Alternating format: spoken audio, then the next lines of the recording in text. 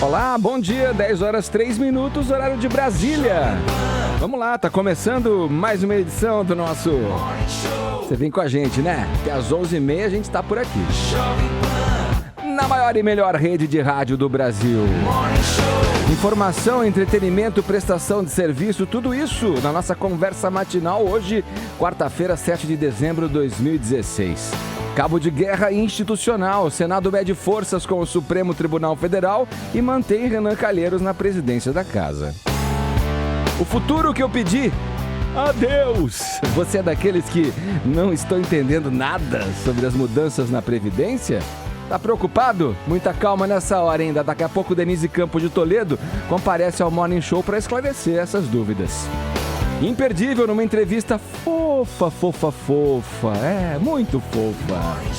Paulinha Carvalho conversa com ela. Shakira, a cantora que fala sobre generosidade do povo colombiano, diz se tem medo de envelhecer e conta se fazer sexo antes de um jogo de futebol atrapalha ou ajuda o atleta. Lembrando que ela é casada com o zagueiro do Barcelona, o Gerard Piqué. Esses são alguns destaques do Morning que está só começando nessa quarta-feira. Já temos uma hashtag, temos um tema, um mote para chamar de nosso no Twitter, Paulinha. Bom dia. Bom dia, Ed. A gente tem sim, mas hoje quem vai explicar é a Ellen, porque ela vai tratar de um assunto que tem a ver com a nossa hash, né, Ellen? Ativismo. Algum tipo de ativismo. Também, exatamente. Nós vamos falar sobre um estudo feito pelo Instituto Avon, que é um instituto super sério para tratar dessas questões de gênero, e que deu em primeira mão aqui o resultado dessa pesquisa pra gente, para retratar como anda hoje no Brasil o machismo. Por isso a nossa hashtag vai de showmachismo. Todo mundo lá tweetando showmachismo, da nossa colaboração do Morning Squad para acabar com esse mal da nossa sociedade. Vai lá, pros twitteiros que nos acompanham todas as manhãs, já temos uma hashtag então. Hashtag showmachismo para você interagir com a gente. E eu vou na mesma onda aqui no nosso WhatsApp, 931-7009. 11-931-7009. Você manda mensagens em áudio ou em vídeo e a gente coloca a tua participação direta aqui no ar pelo Morning Show, tá bom? Vamos convocar a nossa audiência, né, pra se posicionar. Você já foi vítima de machismo? Conta pra gente tua experiência. Como é que foi? Faça um relato rápido aí, sucinto, objetivo e mande pra gente em mensagem de voz, como eu disse, ou em vídeo. 931-7009. Final do programa tem o kit Morning Show com a caneca e a camiseta para ser sorteado entre os participantes. Pode curtir nossa página também lá no Facebook. Tem sempre conteúdo extra, né, Paulinha? E tem um monte de vídeos legais, as melhores edições aqui do programa para você compartilhar com os amigos, comentar. facebook.com/JP Morning Show. Curta a nossa página e interaja por lá. Tem que curtir e compartilhar, né, Ed? Senão não vai pra frente esses negócios de internet. Boa, é isso aí. Vamos em frente, o programa tá só começando e tá quente, vamos a Brasília. Jovem Pan Morning Show. Começar o programa como de costume, debatendo, falando sobre política aqui, né? Ontem pela manhã, nossos olhos e ouvidos na capital federal, Zé Maria Trindade, nosso correspondente em Brasília, nos informava sobre o afastamento de Renan Calheiros no comando do Senado, por decisão em caráter liminar do ministro Marco Aurélio Mello, do STF. Bom, Marco Aurélio entendeu que o Renan não poderia figurar na linha sucessória da presidência da República, sendo réu no Supremo Tribunal Federal. Daí, no transcorrer dessa terça-feira, o caso deu o que a gente pode considerar uma reviravolta. Conta pra gente, Trindade, o que exatamente aconteceu. Bom dia. Pois é, muito bom dia, Edgar, bom dia a todos. Edgar, ontem mesmo já dava ali a dica de que o Renan Calheiros estava tentando, reverter a situação, procurou líderes, não foi atendido e foi atrás da mesa diretora do Senado Federal. Foi uma reunião tensa e 2 integrantes da mesa acabaram não assinando a proposta de resistência a uma decisão liminar do ministro Marco Aurélio. Entendeu a mesa diretora, depois de muito debate, mais de 6 horas de debate, que a liminar não seria cumprida naquele momento. Houve 3 versões. Uma inicial, alguns integrantes da mesa se recusaram a assinar, inclusive Jorge Viana, que é do PT, e houve uma outra versão, houve algumas assinaturas e depois a terceira versão. A versão final, que foi até retificada, ela diz que, na verdade, o Senado Federal vai cumprir, sim, a determinação, mas quer ouvir o plenário do Supremo Tribunal Federal. Foi uma maneira ali de amenizar esta resistência do Senado Federal, que criaria um impacto muito grande entre os poderes, né? Então, na verdade, Renan Calheiros já não exerce a presidência do Senado desde ontem. As sessões foram todas canceladas, um jantar tradicional, confraternização dos senadores, foi cancelado. Olha, não é momento de confraternizar e nem de festas no Senado Federal, né? Isso foi cancelado. Hoje também a sessão foi cancelada e às 2h, a presidente do Supremo, ministra Carmen Lúcia, vai abrir a sessão e há aqui, Edgar, uma história de tentar amenizar, tirar Renan Calheiros da linha sucessória da presidência da República, né? E nesse caso, em vez de tirar a presidência de Renan, tiraria a possibilidade dele assumir a presidência da República. E mais, existe a possibilidade do ministro Marco Aurélio levar ao plenário uma punição a Renan Calheiros. Ele mentiu ao oficial de justiça. O oficial chegou, Renan mandou dizer que não estava e o oficial enxergou o Renan lá dentro da casa. Se fosse um cidadão comum, seria tranquilamente conduzido como notificado, né? Exato. Você sabe que, as emissoras de TV mostraram a imagem de Renan lá, né? Todo vestido informalmente, de camisa ali na casa dele, quando ele recusou receber a notificação, né? Mas, voltando um pouco no que você comentou da ministra Carmen Lúcia, que busca uma alternativa para, digamos, apaziguar este que a gente considera o segundo round dessa briga entre os poderes aí, você acha que isso pode evoluir, pode caminhar para um entendimento para que se passe esse resto? Porque falta pouco, né, pro Renan, do pleito dele, né? Falta pouco. Você acha que essa decisão, se vier a acontecer mesmo no Supremo, pode dar tranquilidade para que ele cumpra até o final aí esse restinho de mandato? Esse é o trabalho de Renan Calheiros. Ele está com o argumento de que, olha, já está no final, a gestão já está concluída, é a semana que vem a votação do segundo turno da emenda do limite de gastos e pronto, né? Então, esse é o grande argumento de Renan Calheiros. Mas um entendimento ali no plenário do Supremo Tribunal Federal é muito difícil. Os ministros estão divididos, 2 não votarão, né? O ministro Gilmar Mendes, que está na Suécia, e o ministro Luiz Barroso, que se considera impedido porque um dos advogados do Rede Solidariedade, né, do partido que entrou, era funcionário dele no seu escritório. Ele se deu como impedido. Então, restam 9 ministros. E a tendência do tribunal é mesmo dizer que um réu não pode ocupar a sucessão da presidência da Câmara. Agora, muita gente acredita que Marco Aurélio vai tentar punir Renan por esta desobediência a uma decisão judicial. Olha, eu vou dizer aqui que o ministro Marco Aurélio já assinou outras notificações que não foram cumpridas, né? Decisões do Supremo Tribunal Federal mesmo que eliminaram. Por exemplo, ele mandou dar posse a um suplente do partido político e não da coligação. Na época, Chicão Brígido, presidente da Câmara, Marco Maia, descumpriu. E agora, recentemente, ele mandou criar a Comissão Especial de Impeachment do então vice-presidente, o atual presidente Michel Temer. A Câmara não atendeu. E isso, no judiciário, é considerado um fato gravíssimo, porque é uma decisão do judiciário, do Supremo, e não do ministro. E o Senado Federal não cumpriu, e alguém tem que pagar com um crime de responsabilidade ou, no mínimo, obstrução da justiça, né? O que o presidente do Senado, Renan Calheiros, classificou como uma decisão monocrática do ministro Marco Aurélio Mello, né? Agora... eles, aqui no Senado, eles acham o seguinte, que um chefe de poder não pode ser afastado por uma simples liminar de um ministro, porque aí abriria a possibilidade de um juiz qualquer exarar um afastamento do presidente da Câmara ou do Senado. Ô, Trindade, pra gente fechar, uma pergunta queima-roupa pra você. Estaríamos diante, se isso vier a acontecer mesmo, da manutenção dele na presidência, mas tirando o Renan da linha sucessória, estaríamos diante de um fato inédito na política brasileira ou isso já aconteceu?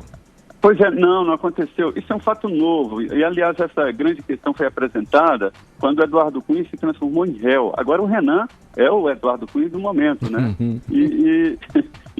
Nunca aconteceu. Ninguém nunca tinha questionado isso, porque nenhum presidente da Câmara ou Senado era réu em nenhum processo. Agora, os dois, da Câmara e Senado, se transformaram em réu. Daí esse debate, né? Tá certo. Obrigado, Trindade, pelas suas informações. Bom trabalho para você aí em Brasília. Um abraço. É isso. Bom dia a todos. Tá aí Zé Maria Trindade falando pra gente. Vamos estender um pouco esse assunto, Eli. Podemos chamar aí de uma guerra institucional. Não tem dúvida disso, né? Os poderes estão se digladiando ali, né? Exatamente, Edgar. A situação é bastante séria e não cabe nesse momento, né, a despeito de toda a vontade que eu, você e qualquer um deve ter de dizer fora Renan, mas não cabe isso nesse momento, analisar com essa passionalidade e sim com a racionalidade. É uma situação séria, no momento que nós temos uma crise institucional entre poderes. Mais do que isso, poxa, a gente teve um ministro acusando outro ministro, ontem Gilmar Mendes dando declarações, dizendo que Marco Aurélio Mello tinha que ser destituído, impeachmentado. É uma coisa muito séria, é entre poderes e dentro do próprio poder judiciário também. Isso é muito ruim para nossa sociedade. E a própria resposta do Renan, né, retrucando ali, o Marco Aurélio dizendo que ele legisla pelos super salários, né, retrucando. Eu só acho o seguinte, a única coisa que eu gostei dessa história toda é que agora eu vou fazer isso com minhas contas quando chegar lá em casa, vou dar uma de Renan e vou fazer a louca. Não recebi, não tô aí, né? Olha, diga que não estou. Posso, Denise? Olha, acho que não vai colar, viu? Vai rolar? Renan tem umas armações a mais que você, viu, Ellen? Ela vai ser conduzida. Ele tem uma né? mesa diretora a favor, é assim não complicado. dá, gente. Só se o Edgar der uma garantia pra você. Aí eu não vi vantagem. Olha, Mas vamos lá, falando sério. Edgar, Paulinha, todo mundo tem que assinar junto. Não vi vantagem. Mas falando sério aqui, só para esclarecer aqui para o nosso ouvinte, o que vai acontecer hoje, gente? Não vai se votar o mérito daquela ação da Rede Sustentabilidade. Não é isso que se vota hoje. Aquela ação tá lá com pedido de vistas, né? Já tem 6 votos favoráveis ao fato de que quem tá na linha sucessória não pode ser réu, mas esses votos podem ser revistos no momento que se retomar o julgamento. Não é isso. O que vai se votar hoje é a liminar do ministro. Então, o que vai votar é, vale ou não vale essa decisão do ministro aí de que o Renan poderia estar no cargo. E para votar isso, vai ter que se avaliar o quê? É a urgência. Por que esse ministro vai lá e diz que o Renan não pode estar no cargo? Qual é a urgência? Tá alguma viagem prevista para o presidente Temer e para o Rodrigo Maia para então poder ter que tirar o Renan?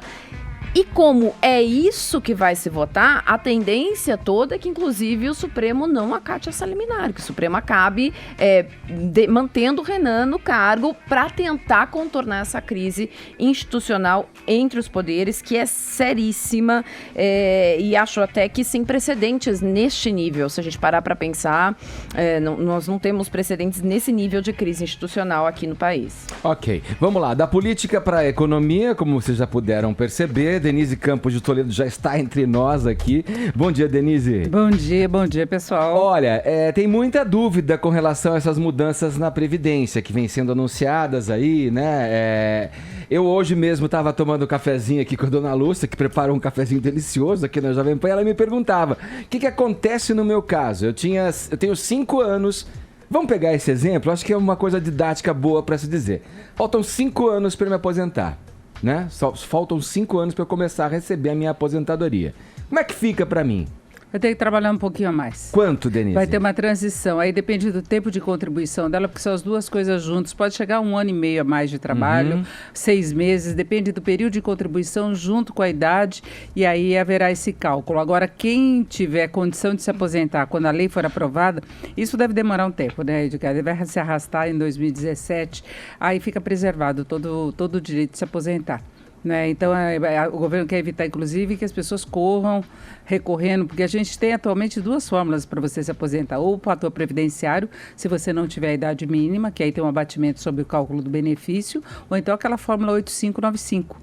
Sim. Que as pessoas podem ver e aí consegue a aposentadoria se completar até pelo valor integral, não é? Mas tem essa transição por idade. Isso vem causando uma corrida, né? A aposentadoria. Com certeza. Né? Sempre quando você fala em alguma mexida, as pessoas saem correndo. Sim. Agora, em alguns casos, se a pessoa ainda tem algum tempo a mais de contribuição dentro das novas regras, eu digo, é uma coisa a se pensar em relação à utilização do fator previdenciário, por exemplo. É ruim, porque tem um abatimento, só que o governo vai colocar esse abatimento também no futuro, e aí vem aquela história de a pessoa ter de trabalhar por 49 anos para ter direito ao teto da Previdência, porque aí vai ter todo um cálculo do período que você está completando, porque você terá de ter no mínimo 65 anos de idade e 25 anos de contribuição para você ter direito à aposentadoria.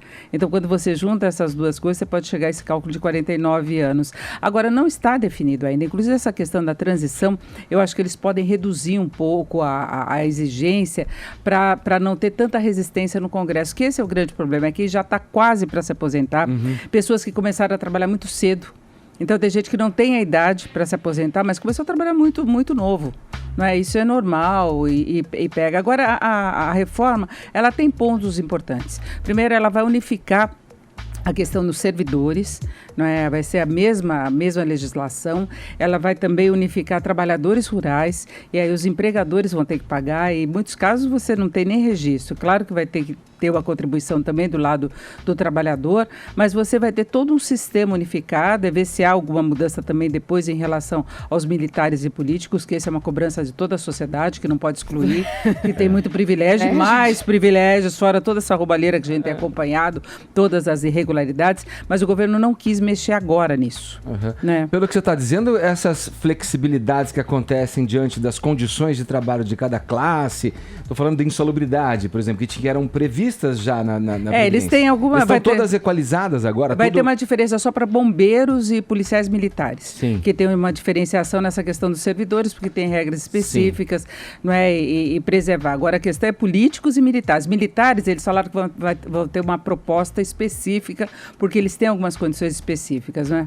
Agora, Denise, tirando essas questões pontuais que você está colocando para a gente, dá uma geral para o nosso ouvinte, no seguinte sentido. Agora, as pessoas que têm que entender que isso é uma mudança necessária, porque tem casos em que pessoas já estão recebendo da aposentadoria por mais tempo do que, na verdade, produziram isso trabalhando. Acontece. Outra coisa é que, do jeito que está, o país está arrecadando muito menos e tendo que atender a muito mais pessoas.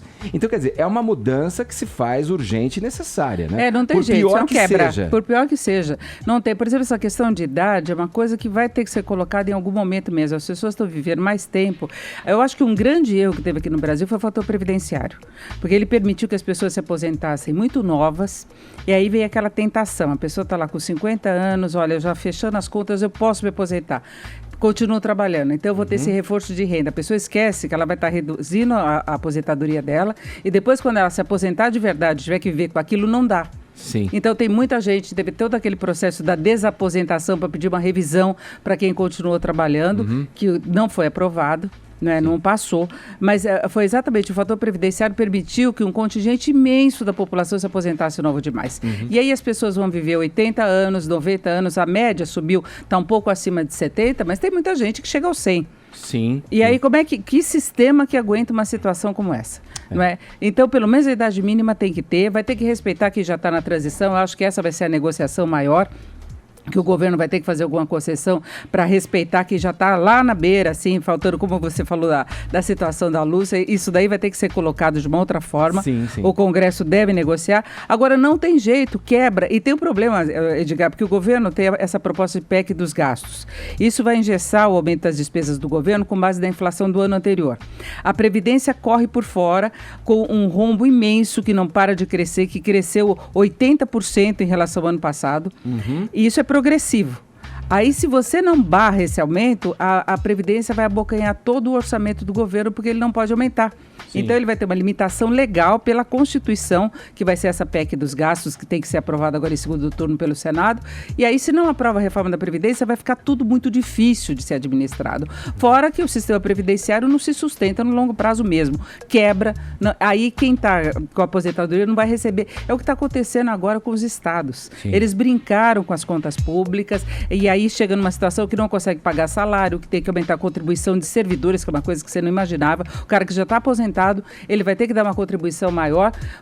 Claro que nesse bolo todo você tem que lembrar que teve corrupção, teve gastança do governo, teve a política de reajuste do salário mínimo que comprometeu muito a Previdência, porque foi aquele aumento real de salário mínimo. Não que não se deva corrigir o salário mínimo, mas para a Previdência aumentou esse problema. Lá atrás teve a concessão da aposentadoria para o trabalhador rural para muita gente que nunca trabalhou. E naquela época teve muita fraude, que o cara dava um jeitinho, porque ele não precisava ter registro, então ele ia lá num sítio, ia no outro e comprovava que ele tinha aquela aposentadoria e começou a receber isso.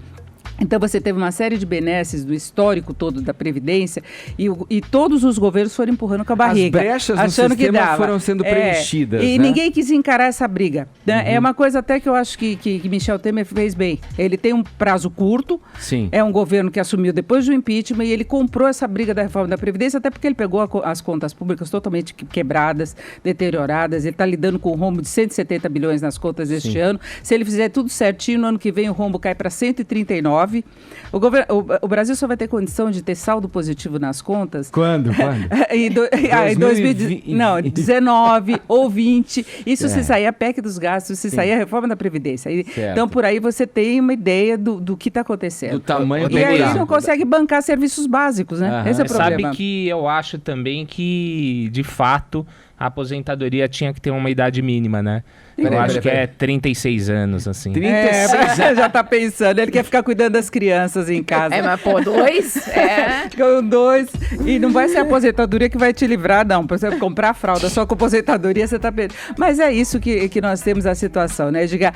Olha, a história é assim, de você ter que engolir. Você tem uma família em que todo mundo gastou demais, gastou em farra, gastou em viagem, gastou em passeio, não teve responsabilidade. Chega uma hora que tá todo mundo quebrado, endividado. O que acontece? O que era certinho naquela família vai pagar a conta junto. Sim. É o que está acontecendo hoje. Tá certo. Aí não tem jeito. Ou é isso, ou ninguém sobrevive. Ou é isso, ou é isso. Não, é isso. Não é fazer o quê? Tá bom. Obrigado, Denise, pelas bom dia. informações. Beijo pra vocês. Esclarecendo aqui pra gente essas questões da Previdência, a jornalista Denise Campos de Toledo, agora 10 horas 25 minutos, horário de Brasília. Vamos em frente com o Morning Show dessa quarta-feira. Olha, a missa de sétimo dia, em homenagem às vítimas da tragédia aérea com a equipe da Chapecoense, reuniu 2.000 pessoas em Chapecó, Santa Catarina. O evento foi realizado nessa terça-feira, em frente à Catedral Santo Antônio, no centro da cidade. As homenagens se estenderam ao povo colombiano. A Paulinha ontem fez uma entrevista com a cantora colombiana Shakira e falou sobre essa questão da solidariedade, da generosidade do povo colombiano. Ela, como colombiana, falou sobre isso com você, né, Paulinha? Edgar, ela veio aqui pra São Paulo, uma passagem relâmpago pra lançar um perfume e não tinha como não começar por esse assunto, né? Porque foi uma coisa que deixou os brasileiros até muito tocados, essa questão. E eu perguntei pra Shakira se o povo colombiano é sempre assim tão sensível e generoso. Vamos ouvir? Sim, os colombianos são muito sensíveis e têm uma grande admiração e carinho pelo povo brasileiro. Eu acho que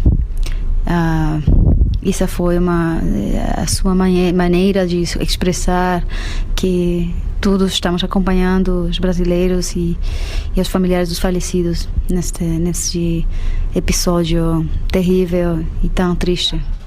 Então, Ed, daqui a pouco a gente confere mais desse papo com a Shakira. Claro que também foi bastante animado. Ela falou da relação dela com o Brasil, que é muito especial, sobre indicação ao Grammy, novos trabalhos e até sobre o marido. Será que na concentração rola ou não rola? Sei lá, né? Vamos ver o que a Shakira falou daqui a pouco, curioso, Ed. hein, pra ouvir. Porque é uma polêmica isso, né? Uns apoiam, outros dizem que não tem problema.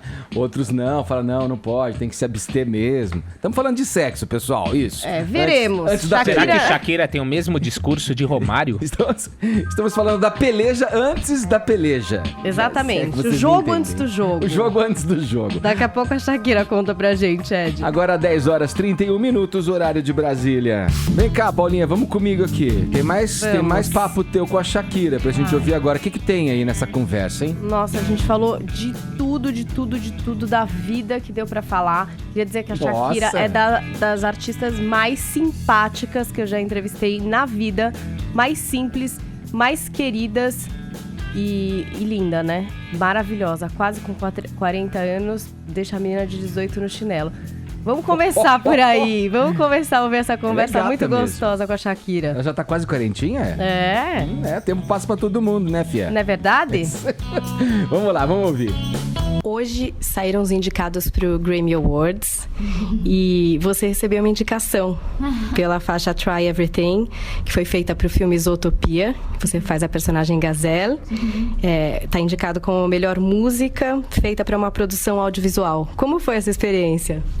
Foi uma experiência realmente fascinante, incrível, super divertida. Eu realmente adorei participar neste filme e estou feliz de saber que temos uma nominação para o Grammy. E ganhou o Grammy Latino já esse ano, né, Shakira, por La Bicicleta. Qual a importância dessa música para você? Da bicicleta? A bicicleta tem trazido muitas satisfações para mim neste ano, entre a bicicleta e Chantaje, que já está subindo nos charts brasileiros muito rápido. Entre as duas músicas, a gente tem 750 milhões de reproduções no mundo. É uma coisa, uma loucura. É uma boa forma de recomeçar, uma boa forma de reconectar com a minha música, o meu público, depois de um break, um tempo que eu di para estar com a minha família. Mas agora estamos bem conectados com a música, com o trabalho no estúdio de gravação e com muitos desejos de acabar esse álbum, de seguir compartilhando mais música ainda e sair de turnê e voltar ao Brasil. Que é naturalmente uma coisa que para mim é fundamental, né? Voltar sempre ao Brasil, porque para mim é um país que sempre me recebeu como se fosse a minha segunda casa. Eu ia te perguntar isso, porque quando você lançou Pés Descalços, a Jovem Pan, que é a rádio que a gente está falando, foi uma das primeiras rádios a tocar Shakira no Brasil. E eu me lembro de você vindo pra cá, eu era muito pequena, você também era muito jovem, de cabelo escuro, Tutinha fazendo jantar pra você. Como que foi essa sua primeira vinda pro Brasil? Foi um momento fascinante para mim, porque eu estava descobrindo o mundo inteiro e no Brasil eu acho que começou a minha carreira internacional e comecei a fazer os primeiros shows fora do meu país, Colômbia, e ter atuar com o público brasileiro era uma coisa apaixonante, porque é um público realmente emotivo, um público apaixonado também, incomparável. E tenho as melhores lembranças e por isso sempre para mim voltar ao Brasil é um dever, um dever moral e também um desejo muito grande, porque quando estou muito tempo fora do Brasil eu tenho saudade de vocês. Agora que estava voltando a São Paulo a apresentar a minha fragrância, eu falei para o meu time, eu quero falar com a gente do Jovem Pan. Vamos fazer uma entrevista com a gente de Jovem Pan, porque Jovem Pan foi das primeiras rádios que me apoiou e eu quero estar aqui também para você sempre. E você tá com essa música nova, Chantaje, que é com Maluma. Eu queria que você contasse um pouco sobre essa música, assistir o clipe. Você tá incrível, dançando como nunca, numa forma física invejável. Acho que tem menina de 18 anos chorando agora. Como é que foi esse trabalho? Dançando muito, assim, no vídeo, gostando muito dessa música, porque realmente é uma música que eu, desde que a gente compôs essa música, eu senti uma conexão muito grande e sabia, não tinha nenhuma dúvida que essa música ia a gostar do meu público. Então, tinha um grande incentivo, eu acho, no vídeo, de realmente dar tudo aí. E sim, dancei tanto que fiquei morta depois. A gente filmou o clipe por quase 40 horas seguidas, sem parar, dançando sem parar e gostando também. Você também trabalha, como você falou, com o seu corpo, com a dança, com a beleza, com a juventude. Você tem medo de envelhecer? Sim, eu acho que sim. Né? Todo mundo tem um pouco, né? Mas são medos existenciais que todos temos e todos temos que fazer frente de alguma maneira eu tenho mais medo também de perder a alegria, não? De perder a saúde. Estas coisas são muito mais importantes que a parte física, mas porque é natural, né? É o processo da vida. Mas perder o sorriso, isso é mais grave também, né? Aqui no Brasil a galera é louca por futebol e aqui tem aquela lenda de que antes de uma partida o jogador tem que ficar isolado, não pode encontrar a mulher nem a namorada. Você acha que fazer um amorzinho com o marido no dia antes, você acha que fazer amor com o marido um dia antes da partida prejudica a performance? Não sempre.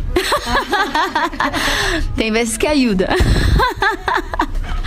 Aí não vou falar mais. Pode ajudar mesmo. Ó, você tá lançando seu perfume aqui no Brasil, Dance. Dance tem cheiro do quê, Shakira?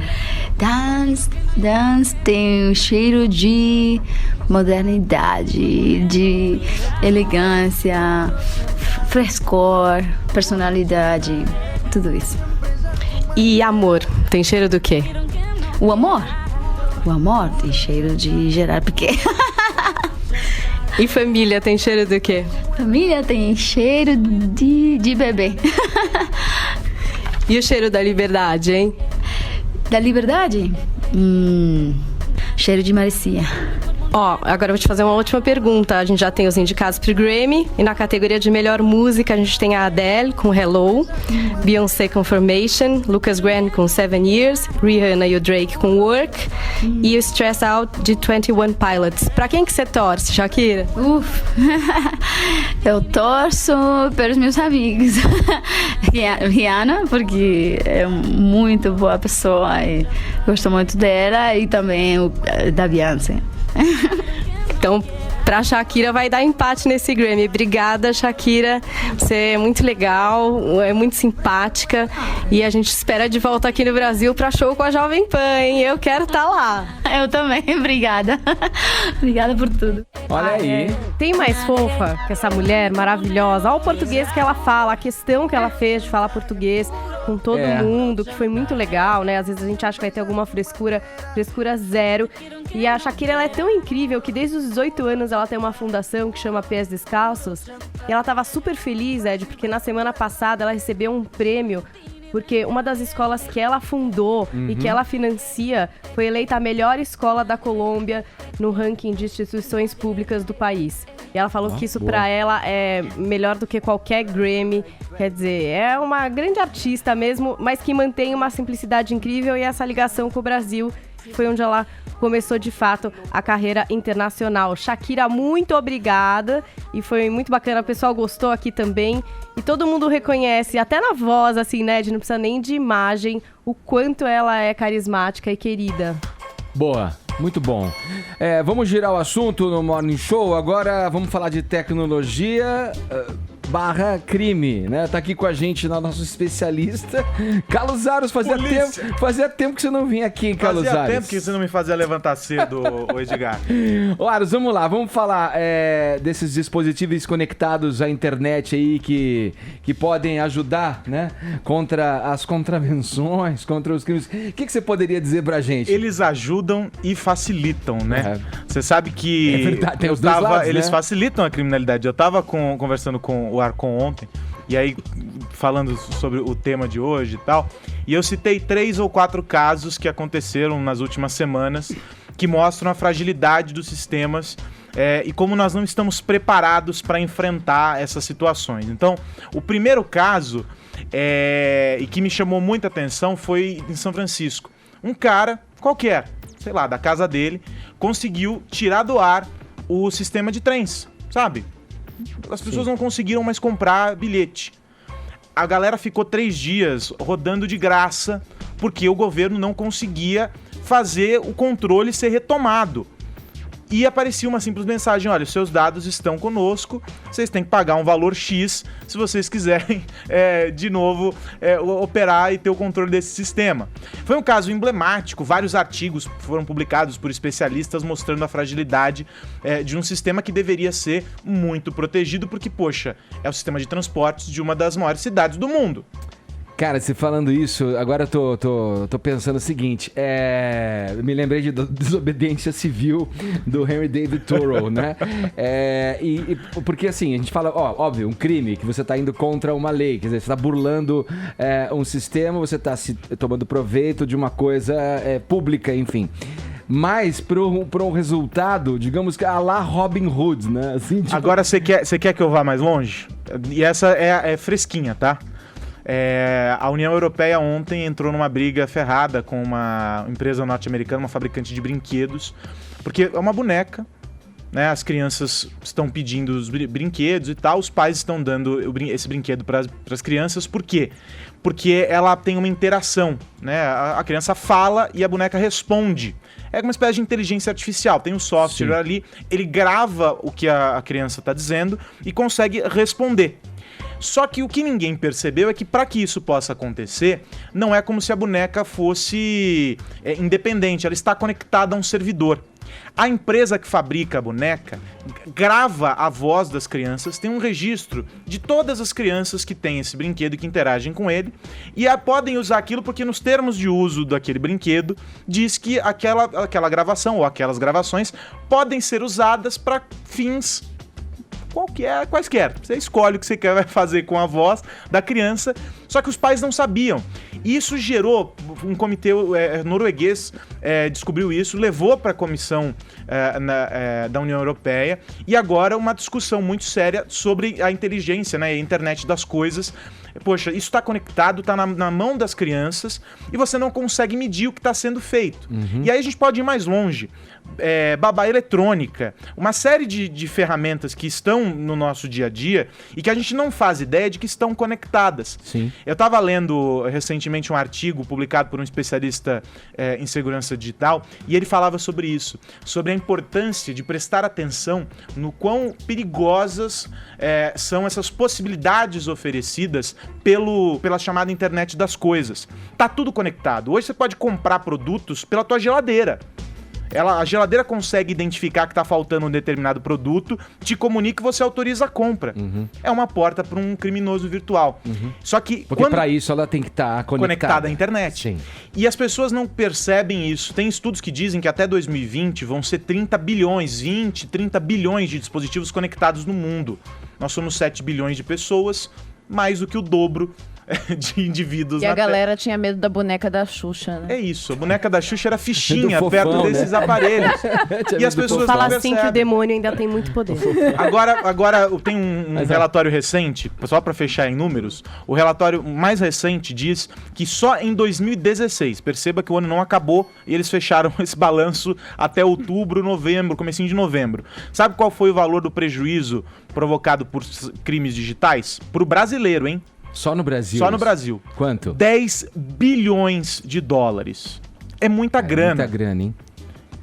Olha, o avanço tecnológico vai sempre... A gente nunca vai se libertar, a gente sempre vai ter a possibilidade do livre-arbítrio ali, né? Que uso a gente vai fazer das coisas. Isso que você está falando muda paradigmas de como a sociedade se organiza, de como as grandes corporações se apropriam de dados de potenciais consumidores, mas a gente...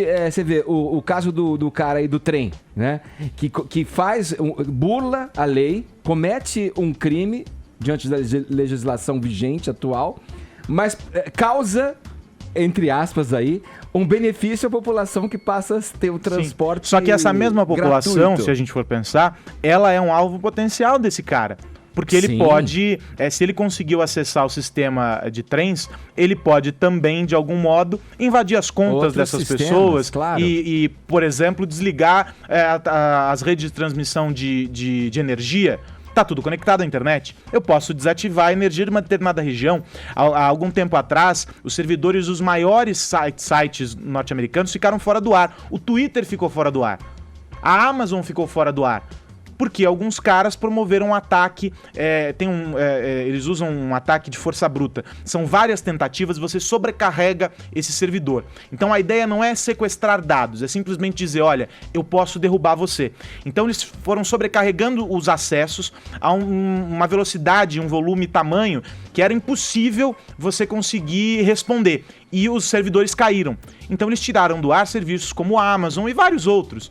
Ou seja, as mesmas pessoas que, sob essa lógica, foram beneficiadas porque o cara bloqueou o sistema de pagamento dos trens em São Francisco, também foram prejudicadas porque sites de serviços importantes que elas usam diariamente foram afetados. É esse equilíbrio que precisa ser encontrado, né? Os sistemas seguros e quanto esses caras que se pressupõem Robin Hoods são bonzinhos ou são muito perigosos. Olha, é um equilíbrio complicado. É um equilíbrio muito complexo. E que pro ano que vem tende a piorar, viu? Só vamos conferir com o futuro que tá sempre se aproximando cada vez mais. Um analista fez uma comparação, ele disse o seguinte, que na era medieval, os caras faziam misturas, né, alquimia e tal, porque eles queriam ouro. Mas eles não sabiam, não entendiam nada de química, não tinham noção nenhuma das ferramentas. Então eles se colocavam em risco.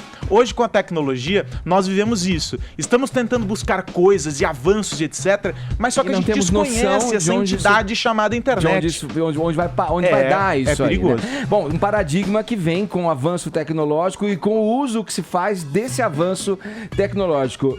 Vamos ver o que acontece, né? Com esse futuro aí. A gente tem que ficar sempre com o pé atrás, é isso. Um abraço, gente. Um abraço, valeu, Aros. Olha, vamos girando o assunto aqui no Morning Show. Olha, como é que tá aí a nossa hashtag showmachismo, hein?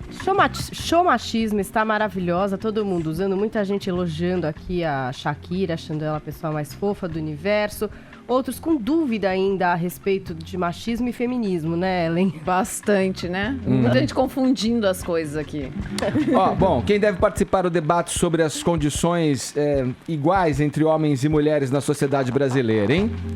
Fica aí a pergunta. Mais num levantamento feito pelo Instituto Avon, homens e mulheres revelaram o que pensam de verdade sobre as questões de gênero no país. Um assunto para você, digamos...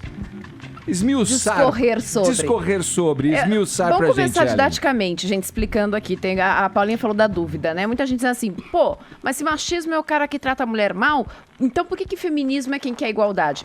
Porque machismo e feminismo não são antônimos, gente. O que é o contrário de machismo é o feminismo. Essa é a mulher que quer subjugar o homem como o homem subjuga a mulher no machismo. Feminismo é querer que os dois andem juntinhos, lado a lado um do outro. Não é um acima, outro abaixo, não é um na frente, outro atrás. É do lado, os dois juntos. Igual, digamos que a gente 2016. Tá no ponto maior de fricção para conquistarmos uma tranquilidade futura. E isso é um dos dados que o Instituto Avon liberou, é que assim, quanto mais as pessoas entendem o que é feminismo, quanto mais elas realmente sabem o que é, e não esse estereótipo, maior é a tendência delas serem favoráveis ao feminismo, entenderem a importância desse movimento ainda hoje, né? A ideia é que um dia a gente não precise mais disso, que tenhamos igualdade, mas ainda precisamos. Por quê? Porque 88% dos entrevistados pelo Instituto Avon reconhecem que homens e mulheres não têm o mesmo tratamento na nossa sociedade. Esse machismo é reconhecido por 79% das pessoas, mas quando a gente sai da teoria para a prática, né? Porque na teoria todo mundo diz assim, não, machismo é ruim e eu não quero. O que acontece? Quase 80% das pessoas entrevistadas disseram que só meteriam a colher na briga de marido e mulher se fosse um caso extremo. Se não, deixa lá no cantinho. 61% dos entrevistados disseram que se uma mulher, por exemplo, se deixa fotografar no momento íntimo e essa foto vaza depois, né? Ela também é responsável, mesmo que ela não tenha autorizado a divulgação da foto. E quase 30%, e isso é bem sério, quase 30% dos homens e mulheres ouvidos disseram que pode ser sim que num caso de estupro a vítima tenha alguma responsabilidade. E aí a gente está falando aqui de coisas extremas, mas no dia a dia, será que a gente faz de alguma coisa que é machista e não percebe? Eu conversei então com a coordenadora de projetos do Instituto Avon, a Mafone Odara, e ela dá esse exemplo. Como é que a pesquisa trouxe isso no nosso dia a dia? Só que na prática, você tem dados, por exemplo, que dizem que o máximo que os homens deveriam fazer em casa é ajudar a mulher a cuidar dos filhos e da casa. Então, quer dizer, a responsabilidade sobre essa mudança não é minha, né? Porque se eu ajudo, esse processo, esse papel é da mulher. Quando a gente olha, por exemplo, nesses processos de educação, a gente percebe que quase metade dos homens afirma que não deixaria o filho brincar com uma boneca de jeito nenhum, porque boneca é brinquedo de menina. Então, se o processo é educação, como é que eu estou educando os meus filhos se eu não permito que o meu filho brinque de boneca? Quer dizer, a questão do cuidado continua sendo uma responsabilidade da mulher. Como é que eu vou deixar de ter atitudes machistas, e isso é uma coisa importante para o enfrentamento da violência, se eu não sou o ator e nem o exemplo?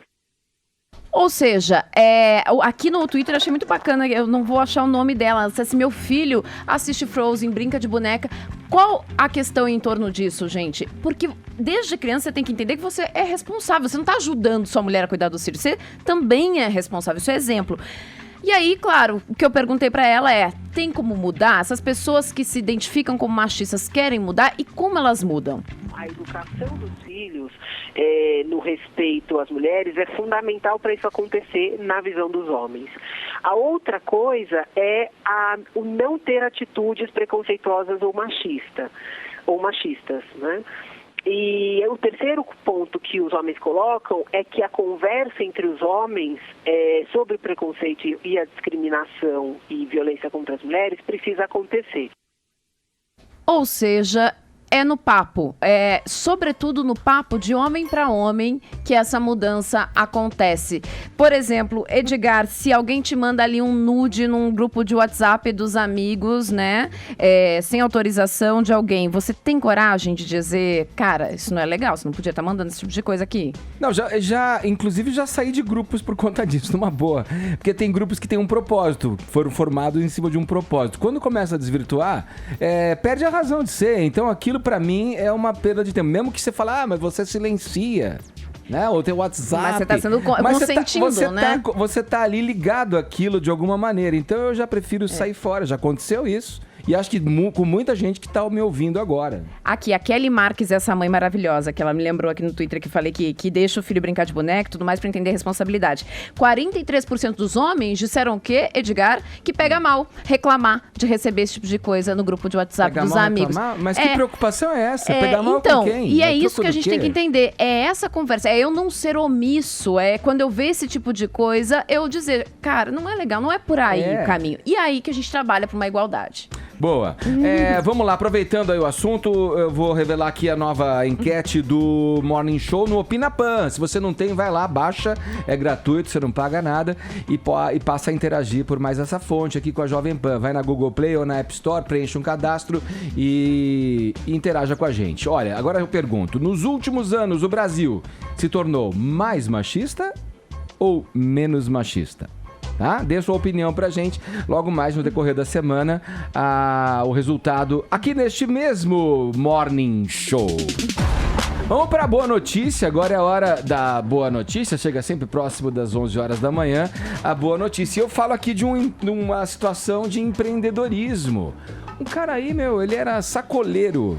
Olha o que eu vi hoje no noticiário. Ele era sacoleiro e tem uma franquia hoje em dia milionária. Exatamente. O empresário Marcelo Salomão começou a vida como empreendedor fazendo o que se chama de sacolagem. Ele pegava alguns produtos, comprava artigos eletrônicos no Paraguai e hoje é dono de uma rede chamada Gigatron, que desenvolve softwares para o varejo e prestadores de serviço e ainda emite certificados digitais. Só para vocês terem uma ideia, sabe quanto o cara faturou no ano passado?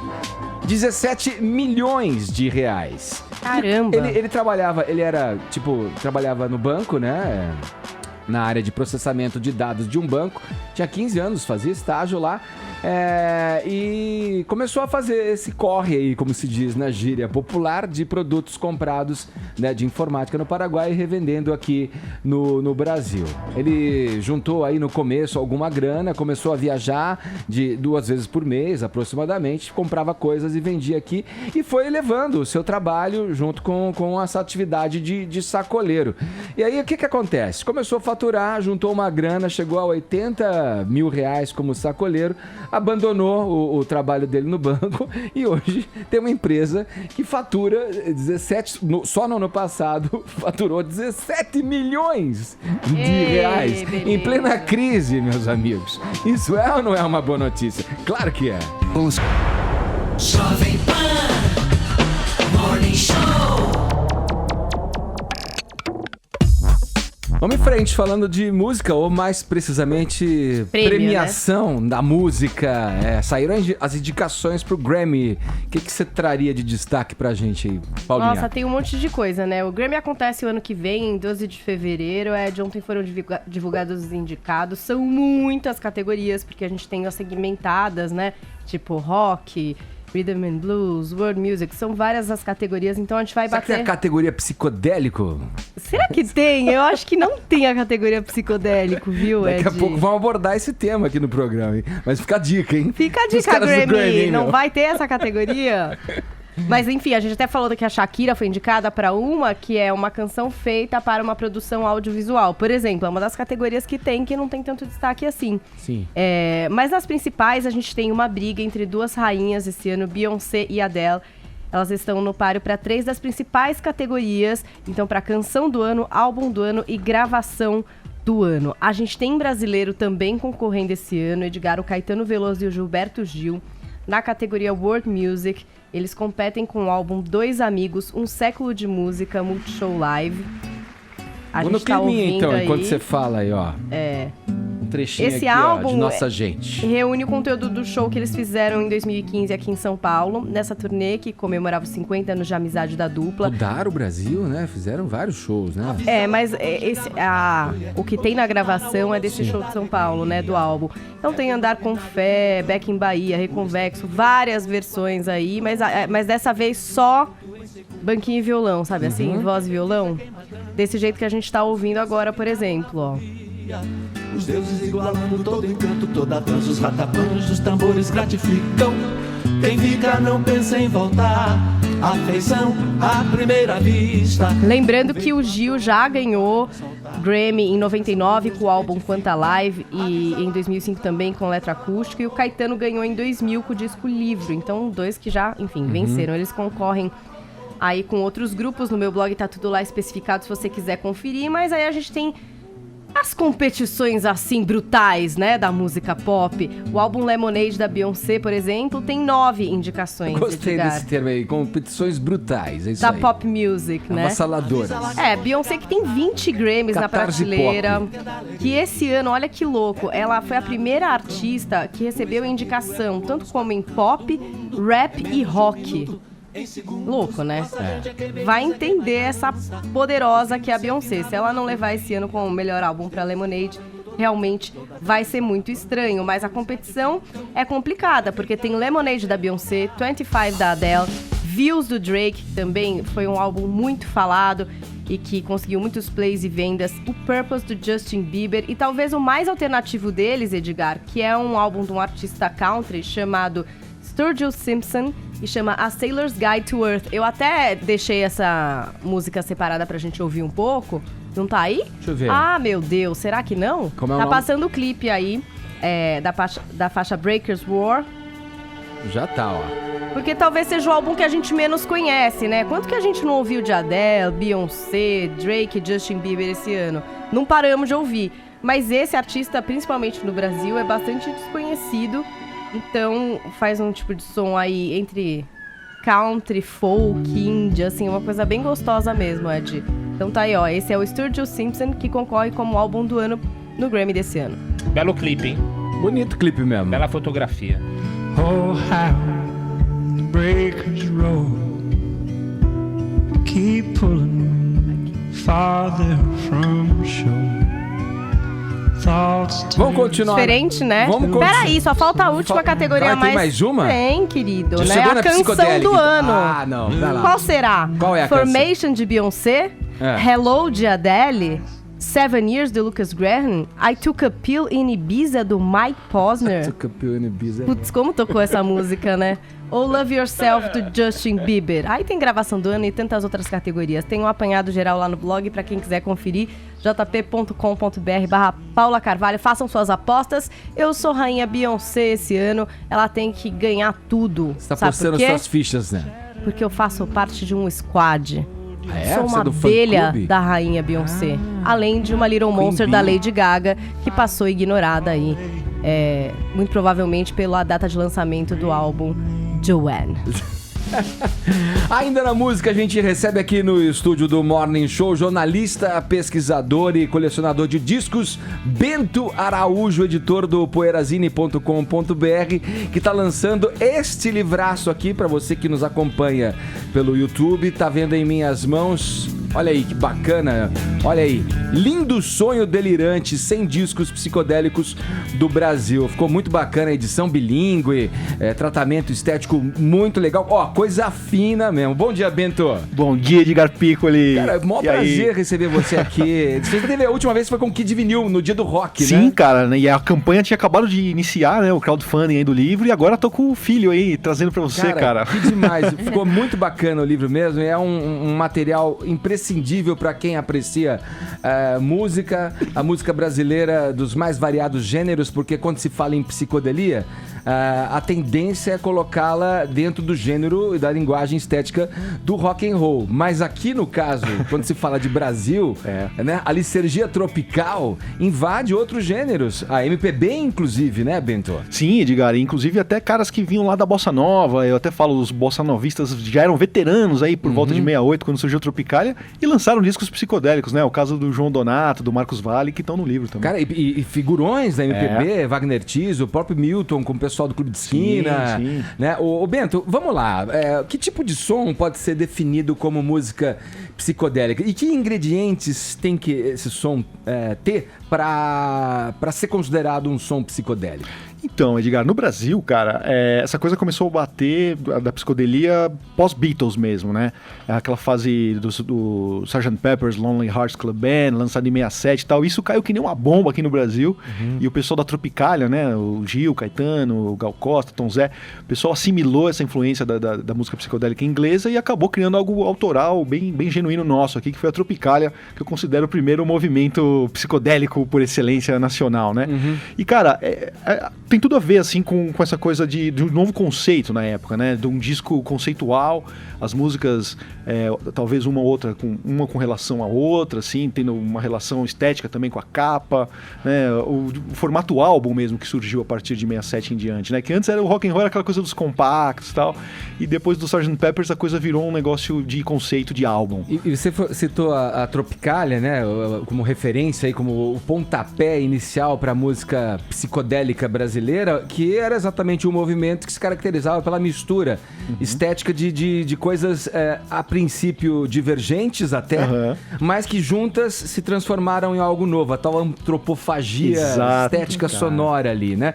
E que ficou muito evidente no disco da Tropicália, que reunia Nara Leão, Tom Zé, Os Mutantes. Exato, né? Torquato Neto. Capinã.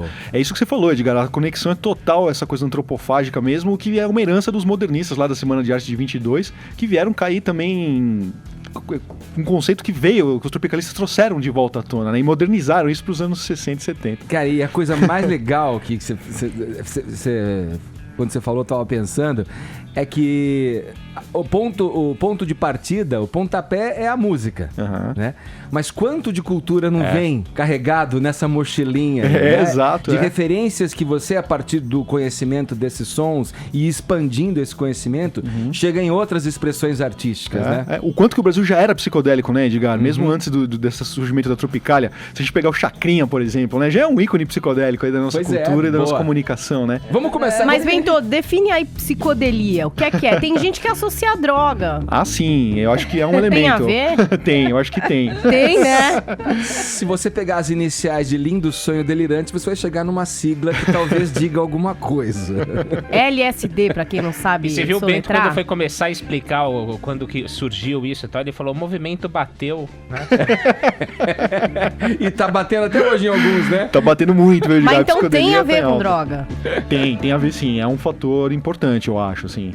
Porque os Beatles mesmo, né, começaram a usar o LSD, assim, como expansão da mente, até inspiração pra criar, e a música nunca mais foi a mesma, né? Depois que o LSD entrou na cultura pop e no rock and roll. Pro bem e pro mal, porque na biografia da Rita Lee, ela diz textualmente, assim, ela fala assim, eu compus minhas melhores músicas sob efeito de drogas. E as piores também, né? E as piores também. Agora, dá pra ser psicodélico em tempos de democracia? Porque eu fico pensando, a psicodelia e toda essa criatividade, quando a gente tá sobre um regime de exceção, quando tá com alguma coisa nos pressionando, às vezes parece que flui mais. Eu acho que o momento de ser psicodélico é agora, né? Eu acho que a Ellen colocou bem, porque é o seguinte, o livro trata de 100 discos entre 68, é isso? Até 75. Isso. Quer dizer, em plena era do chumbo, né? Depois do AI-5, né? Então, o AI-5 é um lance muito crucial do livro, né? Inclusive, o compacto que emprestou o nome ao livro, Lindo Sonho Delirante, que é uma música do Fábio, né? Que era ali parceiro do Tim Maia. O Fábio é citado no filme, na biografia do Tim Maia, né? Como parceiro dele, né? Ele, Edgar. Então, esse compacto ele lançou em 68, chama Lindo Sonho Delirante, letras garrafais na capa LSD, e a censura não barrou, cara. Passou, no ano do AI-5. Os caras não estavam ligados. Eles estavam ligados em outras drogas, né? O LSD ainda não. O LSD ainda não. A gente tá ouvindo aqui talvez o emblema máximo da psicodelia brasileira, né? Que são os Mutantes. Olha que legal. Os irmãos Dias Batista. Nossa. E a Rita Lee aqui ando meio desligado. É sensacional. Ô Bento, qual foi a dificuldade de se reunir esses 100, chegar nesses 100? Na compilação que resultou no livro. Pergunto isso porque tinha muito material que você teve que selecionar, ou chegou um ponto em que você ali, lá pelo 70º, começou a ter dificuldades em achar material ali? Não, cara, foi o contrário, Edgar. O livro ele foi se tornando um monstro, assim, né, cara? A ideia era fazer o rock psicodélico de 68 até hoje, né, num volume só.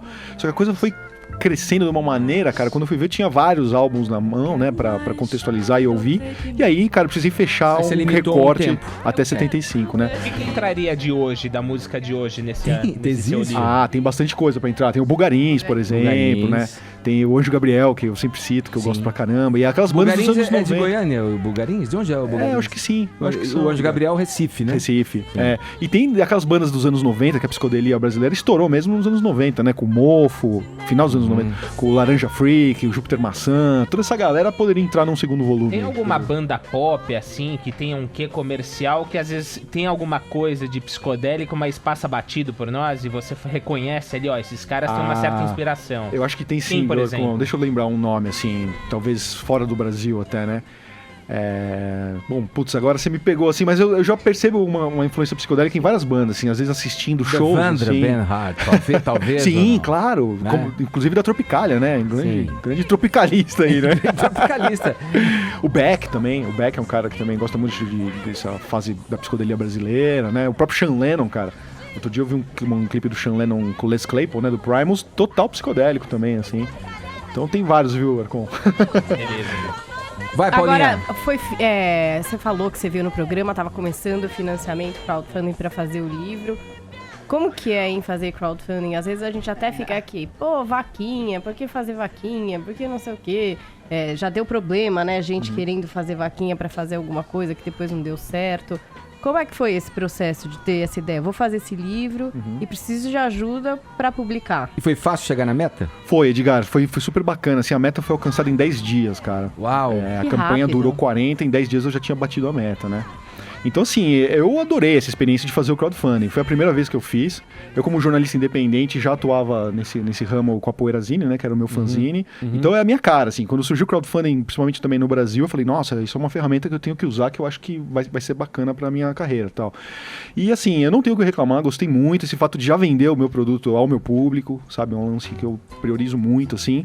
E tem lance também de um livro como esse, né? Sobre a psicodelia nacional, um assunto talvez tão rebuscado, um nicho de mercado, assim. foi difícil, assim, acho que nenhuma editora se interessaria em bancar esse projeto desde o início, sabe? E as que decidem se bancar ou ir atrás disso, às vezes o que eles oferecem pro autor, assim, chega a ser quase uma ofensa, né? Entendeu? Então eu acho que o crowdfunding é a ferramenta. E alguma dica para quem quer partir para essa opção de financiamento de projetos culturais, Bento, que você ganhou como experiência durante o processo? Olha, Edgar, sim, eu acho bacana você estudar primeiro a ferramenta, né? Tem vários e-books na internet que você pode baixar, que explicam passo a passo, fazer um mapeamento de rede, né? Da sua comunidade ou dos seus amigos ou mesmo familiares, tal. Isso é muito importante para o projeto decolar ali quando estiver no ar.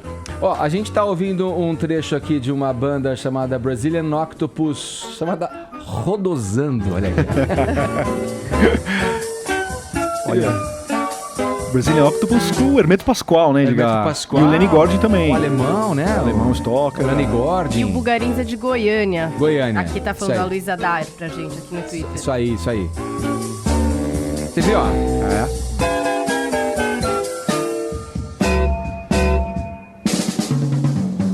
Você vê uma coisa meio Latinoamérica, né? Um jazz, Latin jazz, com elementos psicodélicos, que a gente estava falando anteriormente aqui, que a estética entra em vários gêneros, né? Musicais. Sim, né? Passeio aí, né? É um Muito passeio, bom. né? Ó, eu acho que teu livro, teu trabalho, Bento, é além de outras coisas, um material de pesquisa e iniciação para muita gente, muitos jovens que quer conhecer a fundo a música brasileira. Eu falo pelas minhas filhas, que têm 16 anos e ficaram interessadíssimas em conhecer, porque vários álbuns já ouviam em casa, Os Mutantes, Caetano, Gal, essa galera aí, Novos Baianos, mas que querem aprofundar e piraram quando viram o livro, que legal, cara. O livro publicado e querem conhecer mais. E a ideia foi essa, Edgar, foi mesclar tantos medalhões aí da MPB com nomes mais obscuros, né? Bandas ou artistas que lançaram só um compacto e tão obscuros até hoje, então tem um balanço, acho que interessante nesse sentido. Alguma história pitoresca, assim, envolvendo a produção, a feitura de alguns dos discos aqui que você gostaria de dividir com a gente? Sim, Edgar, muito. Você falou que o livro é bilíngue, né? Então isso abriu uma porta, assim, para um contato maior com leitores do mundo todo, assim, que são fãs de psicodelia brasileira. Tem um caso específico de um leitor que participou do crowdfunding, um russo, que mora em São Petersburgo. E, cara, eu troquei tantos e-mails com o cara, foi tão bacana que ele acabou me emprestando um disco do Alceu Valença, com o Geraldo Azevedo, que eu não tinha na minha coleção a prensagem original, né? Eu tinha um relançamento. E ele me passou a capa da coleção dele. Então o Alceu Valença, que tá esse aí, ó, com o Geraldo Azevedo. Vou mostrar aqui foi pra um russo que me mandou, cara. Oh, que louco. Isso é o mundo atual, é a globalização. E você falou dessa foto um pouco antes do programa começar, hein, Edgar? Você viu que no elevador a gente tava vindo pra cá, cara. porque a redação fica no 24º e a gente está aqui no 14º. E eu comentei até, falei, olha aqui a cara de Alceu Valença, novinho, Geraldo Azevedo, olha aqui, ó. Pra quem tá vendo pelo YouTube. Esse talvez é um primeiro marco ali da psicodelia nordestina, né, Edgar? Que depois veio daquela série mais, assim, radical, né? Com o Sátiva, Marconi Notaro, Pai Biru. Então esse aí, o Geraldo Azevedo e o Alceu, foi o primeiro álbum E a história do Pai Biru, que era um livro que era uma ode, é um disco que é uma ode aos elementos naturais e acabou sendo vítima dos próprios elementos. Uma intempérie, né, cara, da natureza. Conta essa história. Olha, vou colocar também, enquanto você fala, aqui a capa pros ouvintes acompanharem a gente nesse papo aqui, ó. É um disco raríssimo. Por quanto esse disco é encontrado no mercado hoje? Olha, Edgar, é o disco mais raro, eu acho, da música brasileira lá fora. Ele tá valendo 4 mil libras lá, segundo a revista Record Collector britânica, cara. 4 mil libras. Caramba. É um álbum quádruplo, não é? É um álbum duplo? É um álbum duplo com 4 duplo. lados, isso. Uhum. E cada lado dedicado a um elemento, né, da natureza. E, cara, a história é a seguinte, esse disco foi lançado pela Rosenblit, né, gravadora pernambucana, super importante aí pra cena psicodélica também. E, cara, teve uma enchente no Rio, o Rio inundou lá o parque industrial ali da Rosenblit, então grande parte da prensagem original desse álbum foi perdida numa enchente, saiu boiando na correnteza, e os que sobraram, cara, pouquíssimos, né, dizem que em torno de 300, são esses que estão valendo esses 4 mil Foi meio hoje. como o episódio da lata, né? que saiu boiando pelos oceanos brasileiros. No caso, o Pai Biru, de Lula Cortes e Zé Ramalho, saiu boiando pelo Capiberibe e tal. Isso, talvez, né? Incrível. Olha, Bento, vamos lá. Você tá trabalhando na divulgação, obviamente é um material incrível que você tem na mão. Sei que você tá fazendo uma exposição, uma palestra. Isso, Edgar, é um ciclo de encontros, né, São um ciclo de palestras também. Tá rolando no Centro de Pesquisa e Formação do SESC, aqui em São Paulo. Sim. E em cada encontro eu tô trazendo um convidado especial de alguns desses álbuns, né? E agora, dia 8, quinta-feira, eu vou estar fazendo o lançamento do livro lá, um evento aberto ao público, e teremos a presença do Paulo Rafael, o grande guitarrista aí da Ave Sangria. Ave Sangria é uma dos emblemas também, né? Da música psicodélica brasileira. E o Paulo também toca com o Alceu já há 45 anos, participou do Paibiru também. Então é um cara crucial aí da cena. Pô, Bento, parabéns pelo trabalho, obrigado pela tua presença aqui no Morning Show. Tá aqui em minhas mãos, Lindo Sonho Delirante, trabalho do jornalista, pesquisador, colecionador Bento Araújo, falando com a gente aqui, dividindo um pouco da experiência de publicar essa obra da música brasileira. Obrigado, viu, Bento? Grande Edgar, muito obrigado, é sempre um prazer, cara, demais. Valeu. Aguardamos você no próximo dia do rock em 2017. Sensacional. Vamos falar ainda da música, a música que tem o Júnior Lima. Olha, vou me disfarçar agora pra dar essa nova. Ele lançou um novo álbum? Oi? Que é isso, gente? Como é que é? Como é que Sabe tá? que o Júnior Lima... Como é que tá a carreira dele de Então, cantor? Fala aí. A gente ficou esperando o lançamento de um novo álbum, o movimento nas redes sociais, mas no fim... Ele lançou um canal no YouTube que chama Collab, que ele mostra como é que ele faz as músicas tá com essa... e tal. O que é ser uma então, raposinha? Aí, o que aconteceu? Que é isso? Eu não sei o que é, mas quem tiver na internet pode mandar aqui pelo Twitter a opinião. Aí, eles, durante essas colaborações que fizeram aí pra esse canal no YouTube, criaram um grupo novo chamado Manimal, que o símbolo é essa máscara que eu tô usando aqui no programa, e lançaram o primeiro videoclipe ontem. Na sede do Google, Think About It, chama a música, é música eletrônica, é uma parceria do Júnior Lima com o Júlio Torres, que também tá com o Júnior nesse collab. E o clipe é dirigido pelo Douglas Aguilar e é muito legal, porque ele é protagonizado por um menino que é síndrome de Down, que é o Ariel Goldenberg, que fez aquele filme Colegas. Desse clipe também participam Marco Luque, José Aldo, Carol Trentini e os gêmeos, os grafiteiros, né? A história é bem legal, Ed, do clipe, porque traz a história desse menino que entra num universo meio onírico, meio misterioso, onde várias pessoas usam máscaras, e aí ele encontra essas potências, esses famosos, digamos assim, nos seus segmentos, né? A Carol, que é modelo, José Aldo, do MMA, Marco Luque, ator, e os gêmeos, que são artistas, são grafiteiros, artistas plásticos. E aí a música questiona assim, pô, você tem esse sonho, você quer viver como um famoso? Será que isso vale a pena? Será que não é melhor você viver como você mesmo? É cantado em inglês, com vocoder, então a gente nem reconhece a voz do Júnior Lima e também do Júlio, mas tá aí, tá lá na internet, entendeu? Esse clipe é pra todo mundo assistir. E é isso. O que foi legal também é que o Júnior teve vontade de fazer esse clipe depois de visitar uma instituição, um projeto que chama Alma Batera, que é da Associação de Desenvolvimento Integral do Down e que ensina crianças com síndrome de Down a tocar bateria. Até passou no programa da Sabrina, essa visita e tal, e foi por isso que ele, enfim, teve a ideia de fazer esse clipe. Tá aí, está lançado, está no mundo e eu estou com essa máscara ao vivo no Morning Show, é isso. Esse é um código que você combinou com o Júnior, né? Foi, eu combinei com ele é meu amigo e falou que vai vir aqui. Mentira, ele não é meu amigo, mas ele é amigo do Edgar, que mandou uma mensagem pra ele e que ele falou que vai vir, isso. Estamos aguardando, é isso aí. Tá bom, registrado o lançamento de Minimal do Júnior, na dupla de som eletrônico dele, e a gente segue no Morning, agora ouvindo os nossos ouvintes. Perguntamos, né, pedimos para eles interagirem com a gente e eles fizeram isso. Vamos ouvir. Jovem Pan, aqui é Fábio de São Paulo. Eu concordo 100% que a sociedade brasileira é muito machista, mas eu acredito que isso parte muito também das mulheres que criam os homens, com uma mentalidade machista, com uma mentalidade onde o homem é colocado numa posição onde não faz determinadas coisas, como afazeres domésticos, como cuidar de criança.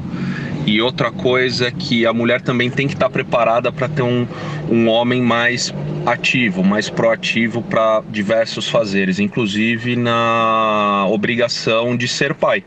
Porque muitas vezes as mulheres ainda têm um pé atrás e querem dominar esse setor. Um grande abraço para vocês, o programa está sempre maravilhoso. Tchau, tchau. Bom dia, pessoal da Jovem Pan. Meu nome é Josi, eu sou da Zona Sul de São Paulo, aqui no bairro Grande Julieta. Digamos que eu sofri um lance de machismo de uma própria mulher, né? Que me deixou mais surpresa ainda. Teve uma época da minha vida que eu trabalhei de frentista num posto de gasolina, né? E fui atender um carro de uma senhora e simplesmente ela falou que não queria que eu a atendesse, porque eu não ia saber o serviço direito, que um homem ia fazer melhor o trabalho, né? Isso me deixou bastante surpreso, porque vindo de uma própria mulher falando isso para outra, né, realmente mostra que nós somos muito desunidas, né. Então era isso. Eu não sei se isso se relaciona a machismo ou não, mas eu compreendi como, entendeu?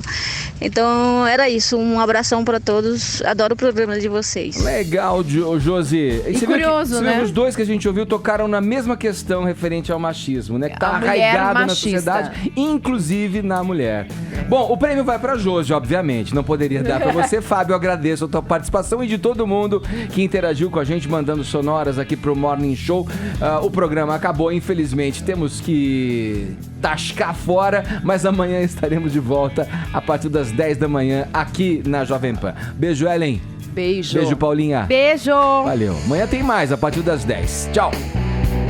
Olha aí, você que tá no canal oficial do Morning Show, pode se inscrever por aqui, ó. Esse é o caminho. Assim você recebe todas as notícias a toda hora, também pelo YouTube do Morning Show. Vai lá, ó.